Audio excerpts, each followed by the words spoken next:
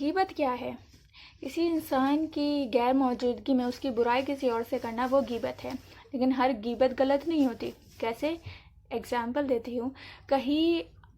کبھی ایسا ہوتا ہے کہ آپ کا بھائی کہیں رشتہ کرنا چاہ رہا ہے، وہاں کے بارے میں کچھ معلومات آپ کو ہے جس کا علم آپ کے بھائی کو نہیں ہے، تو آپ اپنے بھائی کو بتا رہے ہیں کہ دیکھو بھائی یہ معاملہ ہے تو تم سوچ لو، تو یہ غیبت میں نہیں آتا، بلکہ یہ اپنے بھائی کو اس برائی سے بچانے کی کوشش کی جا رہی ہے، تو یہ غیبت کے اندر نہیں آتا۔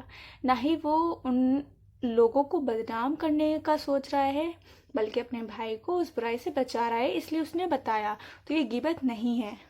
اگر کوئی سبب ہے ہی نہیں اور آپ بیان کر رہے ہیں تو یہ غیبت ہے۔ اس سے ہمیں پتہ چلا کہ غیبت کی ہر شکل حرام نہیں ہوتی ہے۔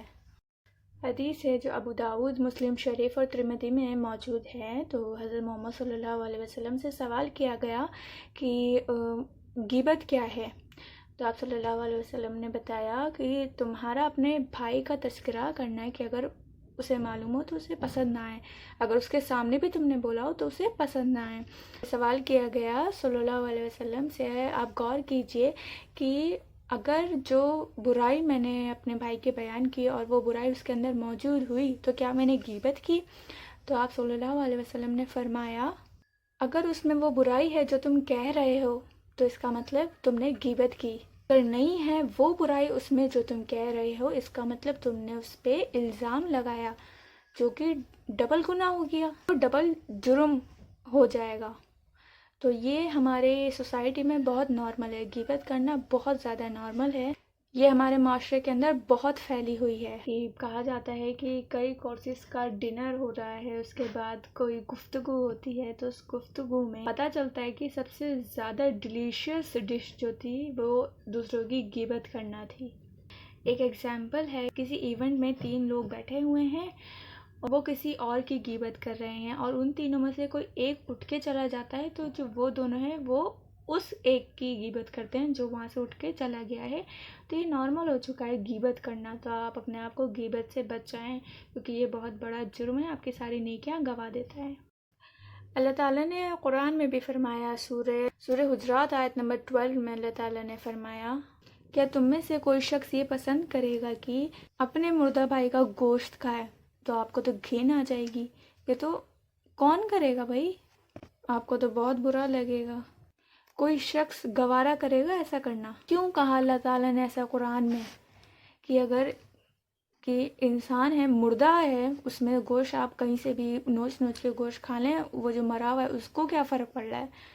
لیکن اگر وہ مردہ زندہ ہوتا تو اس کو تکلیف ہوتی نا، اگر آپ نوچتے اس کا گوشت۔ تو یہی بتایا اللہ تعالیٰ نے۔ تو آپ پبلک میں آپ اتنا اپنے اندر وہ کانفیڈنس رکھیں کہ اس کی برائی اس کے منہ پہ بولیں، بلکہ پسندیدہ تو یہ کہا جاتا ہے کہ اگر آپ کو کسی میں عیب دکھ رہا ہے، برائی دکھ رہی ہے، تو آپ اس کو اکیلے میں جا کے سمجھائیں کہ بھائی دیکھو ایسا ایسا نفس آپ کا مجھے دکھائی دیا جو غلط ہے، آپ اپنی عادت سدھاریں، میری آپ سے کوئی ایسی دشمنی نہیں ہے، میں بس آپ کی بھلائی کے لیے بات سمجھا رہا ہوں کہ یہ غلطی آپ کی ہے، تو آپ کوشش کریں اسے سدھارنے کی۔ تو یہ بات آپ اسے اکیلے میں کہیں، نہ کہ پبلک کے سامنے، کہ اسے بھی شرمندگی ہو۔ کہا جاتا ہے ایک مسلمان دوسرے مسلمان کے لیے ایک آئینے کی طرح ہے، مرر کی طرح، کہ ہوتا ہے نا کہ ہم مرر میں اپنے آپ کو دیکھ رہے ہیں کہ کوئی یہاں چہرے پہ داغ لگا ہے تو اسے پھر ہم دھو لیتے ہیں، ہٹا لیتے ہیں۔